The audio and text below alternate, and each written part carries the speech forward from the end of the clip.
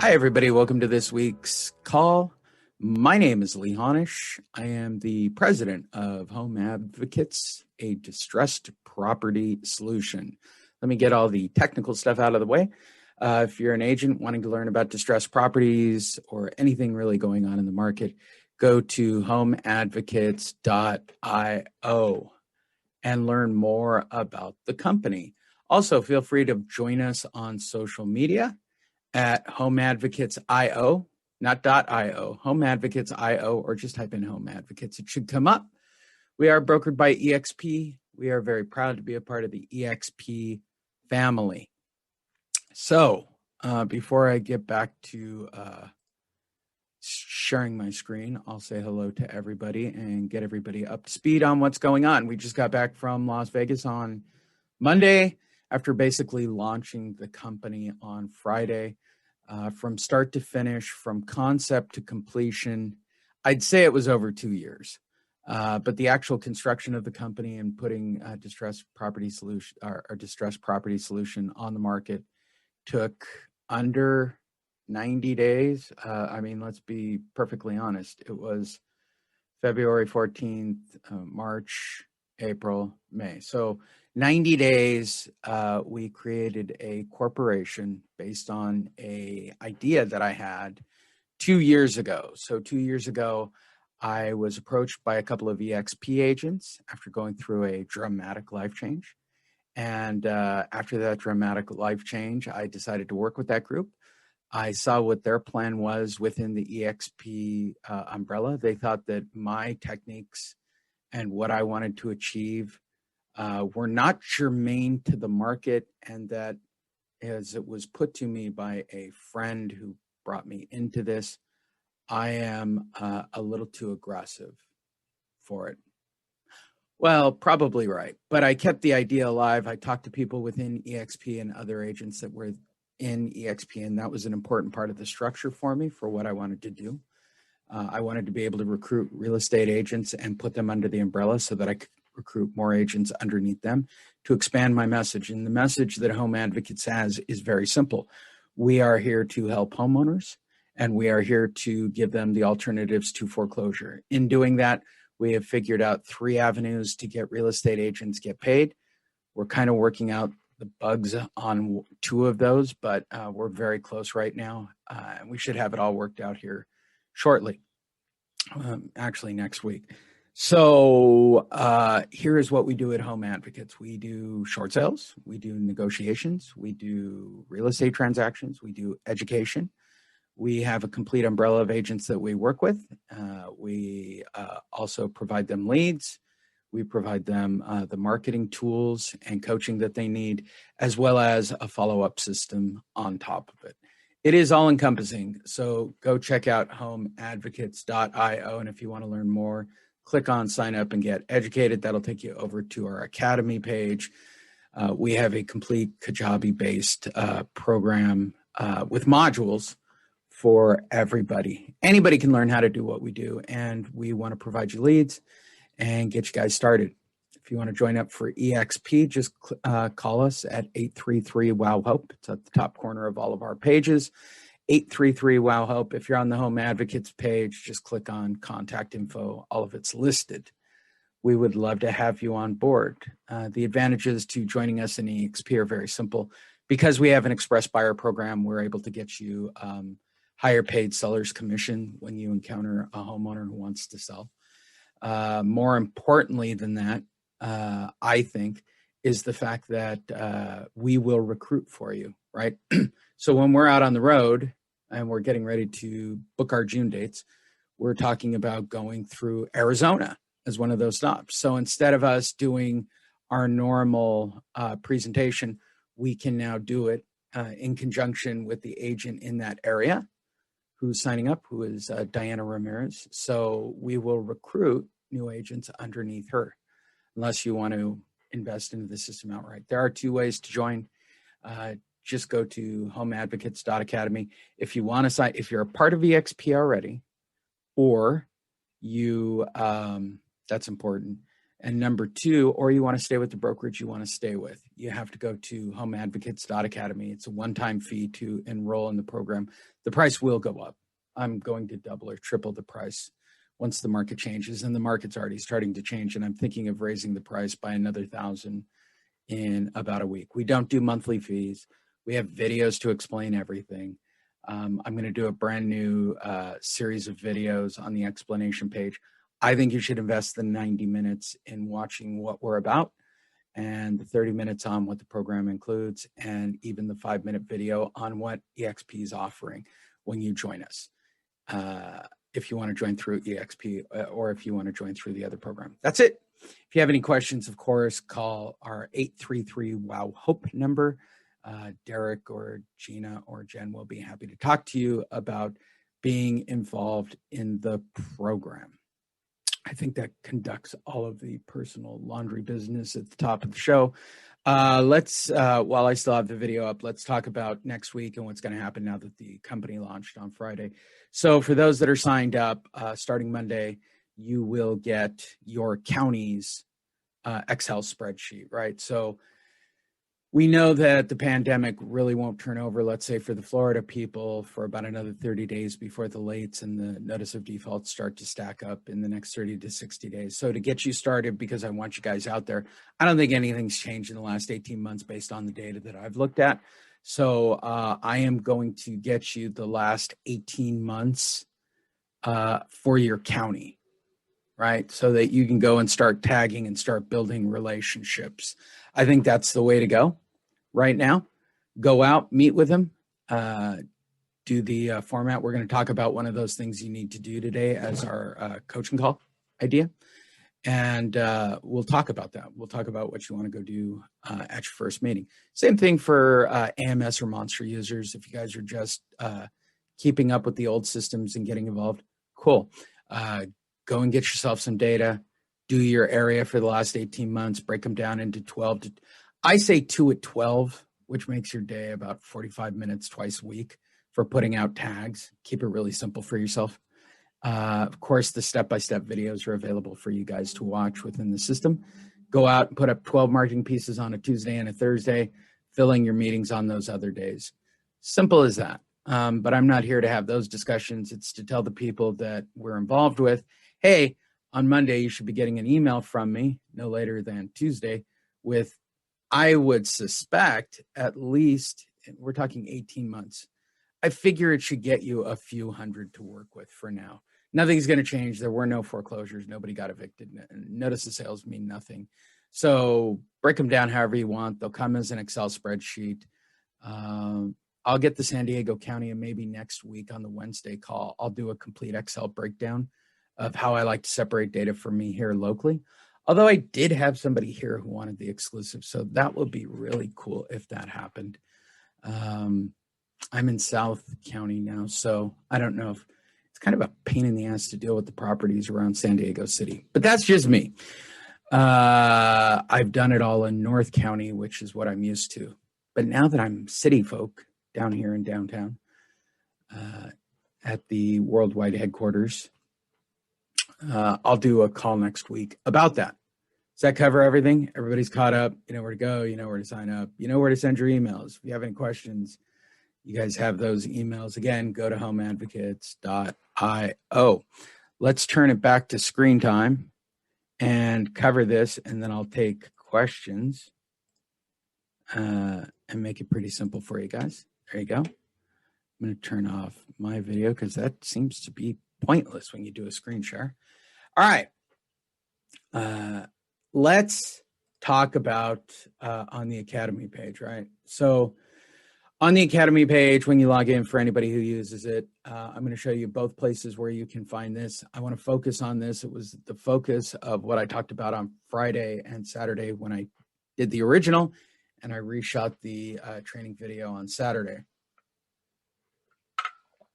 And yes, I think the reshoot I did of the video is better, not to mention I lost audio on the final 30 minutes of what I did live. So I just reshot everything on Saturday And I think it's a little more subdued. I think the information's better. We did the close yesterday. A lot of you were on that call. I was really happy with that. I think it really outlines everything that we have to offer. It's longer, but I think I went through the system 3 different times, 3 different ways. And I included a bonus for you monster people. At the very end of it is an explanation of the AMS monster backend, and I'm going to talk about it right now. So whatever you log in, if you're like an AMS monster person, for those of you who don't get that, my program's been around for, 12, 13 years, and it's been called different names. I called it Monster. David Bartels called it the Advocate Marketing Systems. Now we call it the Home Advocate System, and it's very different than the original. It's a lot more automated. We provide more information. We provide more coaching. So let's talk about where to find. I want to talk about the 9 alternatives to foreclosure and taking those to the door and making sure you guys get paid on your first appointment. So when you log in, if you're just a Home Advocate AMS marketer, this is what it's going to look like when you land on the page, right? Just click on the Monster AMS Marketing Library, and it'll bring up those little bullet points of where to go.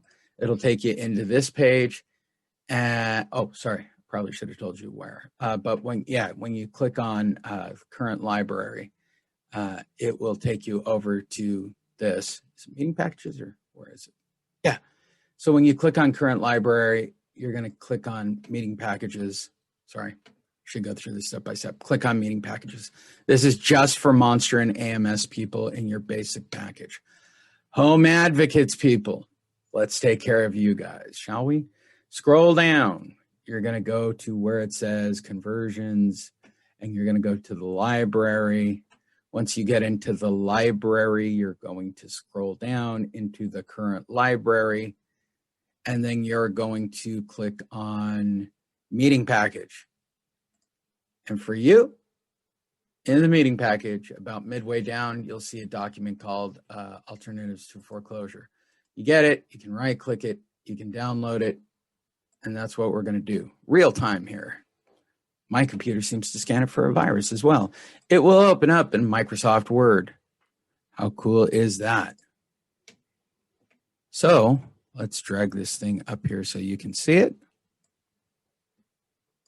There it is. It opened in Microsoft Word. I'm going to enable editing, and I'm going to tell you why we are going to enable editing. If you scroll down on the document at the bottom, I can change the logo, right? You can do whatever you want. It's really straightforward. Super simple. Then if you don't have a logo, delete it. And then over here, insert your name and your information, your extension, your website, etc. We're going to talk a little bit about websites and so forth.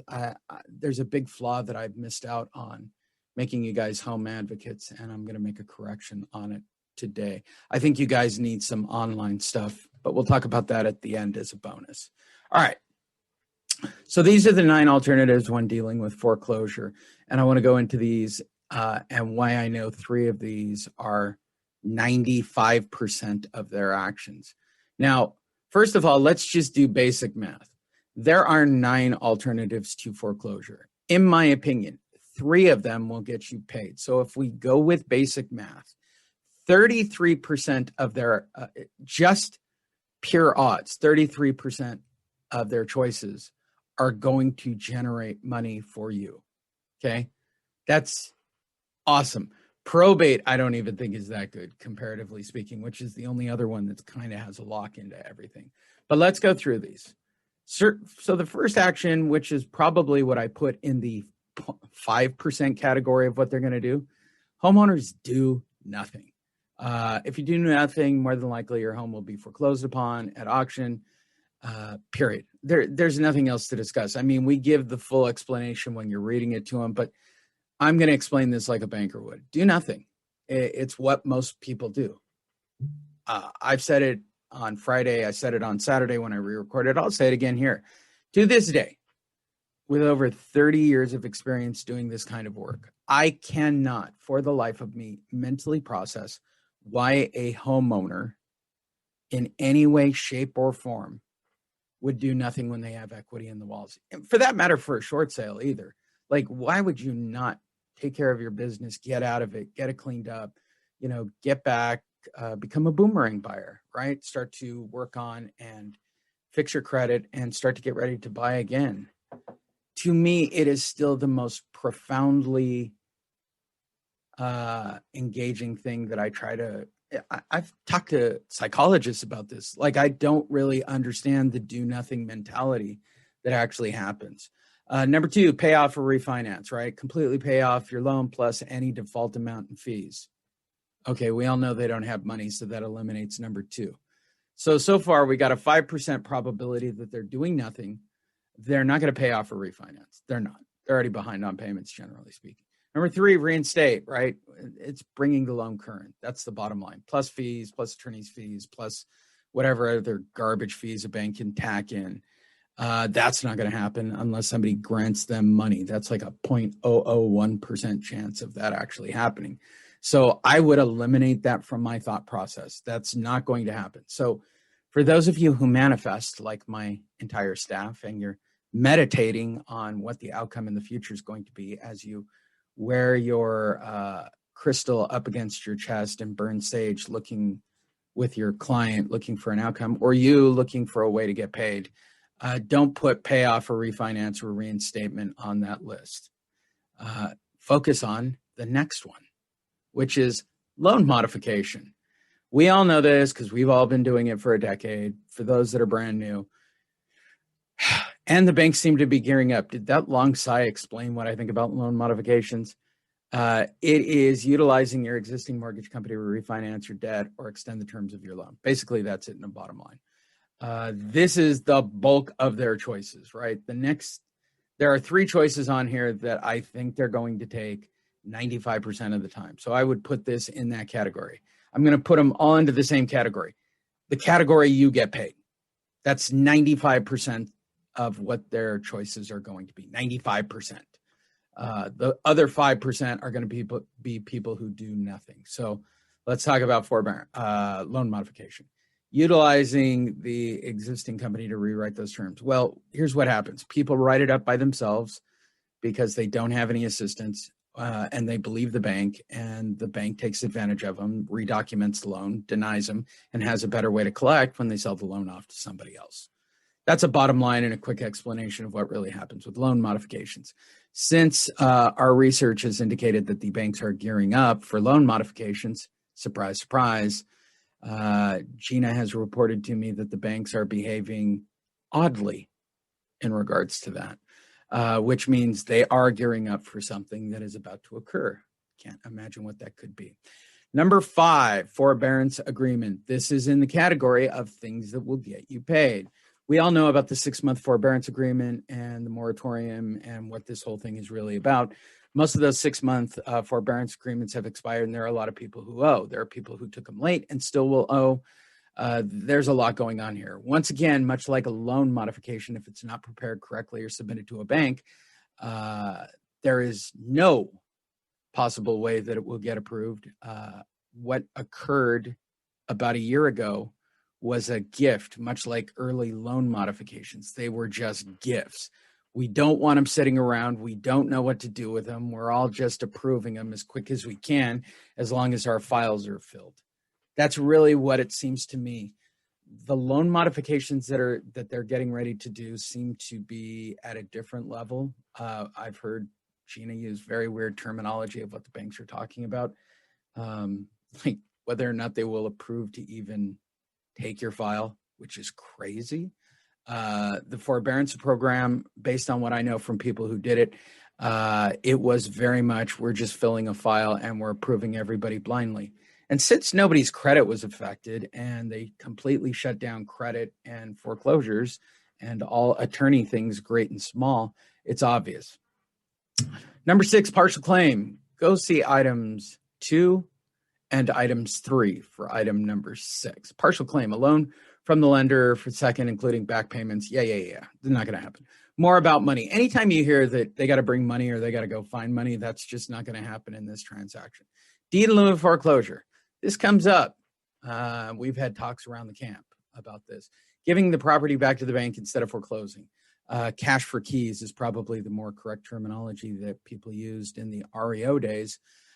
Deed in lieu of foreclosure, let's just cut to the chase for the homeowner. So you're okay with the word, well, the bank's going to give me $10,000. Doesn't matter that you have $20 or $30 or $40,000 worth of equity in your walls. The bank will give me $10,000. Yes, they will. And here's the remarkably fun part of that sentence. They'll also put the word foreclosure on your credit. Deed in lieu of foreclosure is the same as foreclosure. There is no different how it affects your credit and what it affects your credit as. Fun. Sorry, drinking coffee. Number 8, bankruptcy. All right. If you file for Chapter 7 to settle, that's total liquidation. The house will get set aside and eventually the house will get back what it's owed. Chapter 13, that's a restructuring. I recommend this. Go watch the 60 Minutes piece about Chapter 13 and how it got out of whack. I always assumed a mistake, since I'm a person who reads the 4 agreements, don't make assumptions. I had assumed Chapter 13 was working going back to the previous administration for the market crash, right? And what I had blindly thought was that because of cram down theory, I'm using some way back terms here, that they had improved the Chapter 13 funnel until I watched the 60 Minutes piece. I cannot recommend it enough. Maybe I'll send it out on a response because people say, oh, I'll get a Chapter 13. Chapter 7, you're going to lose the house. They'll get the house set aside. The bank will get their money. That's just the bottom line. Chapter 13, theoretically, they would keep the house and everything gets restructured. But based on what I can tell from the 60 Minutes piece, nobody gets a Chapter 13 ever. Chapter 11 is for business reorganization, and you don't have to worry about that. And last in the category of you get paid is sale. If the property has equity or money or not, one way or the other, doesn't matter if it's a short sale or not, you're selling the property. So what gets you paid here? Items 4, items 5, items 9. 33% of this list is in your favor. I think the only other real option if I were a homeowner is option 1, which is do nothing, which, as my staff knows, that's my general response to all things great and small anyway. I do nothing and I wait to see what people do these days. I know that sounds crazy for people who know me, but I do nothing. I prefer to do nothing. I'm sure it'll work itself out. I guess that's why they do it. I don't know. But in regards to things that will get you paid, it's items 4, item 5, and items 9. So you present those and you present them with, can I follow up with you? I mean, those are super straightforward presentations at the door. We can talk about icebreakers if you want to get conversation started. We can talk about other things that they may want to discuss with you, like, I didn't even know I was in foreclosure. Right, that's why you take a copy of their NOD or NOS. Oh, I thought it went away because of COVID. I guarantee for all of you that are going out there and then on the 18-month list, they're going to think that those things went away. They are 100% going to believe that those NODs and NOSs went away. 100%. They're going to tell you, oh, the government took care of it. The government did not take care of it. If you have a copy of an NOD or an NOS, notice of default, notice of sale, and for those of you on the East Coast, Liz pendants, right? If you have anything filed with their name on it, it did not go away. So I'm telling you right now, this is me doing another future weird prediction thing. If you go to a homeowner's house who did a forbearance or whatever, and they were, having those things, you can't have a loan mod and an NOD or an NOS. I mean, that's just reality. Those things are still in place. Now, even if they call the bank, I suspect that even the bank at this point would probably tell them the same thing, that they don't have an active notice of default or notice of sale. That's because nobody does at this moment. Nobody technically has any of those things. So right here, I'm going to pause and take some questions, and I'll see if there's anything that I need to record.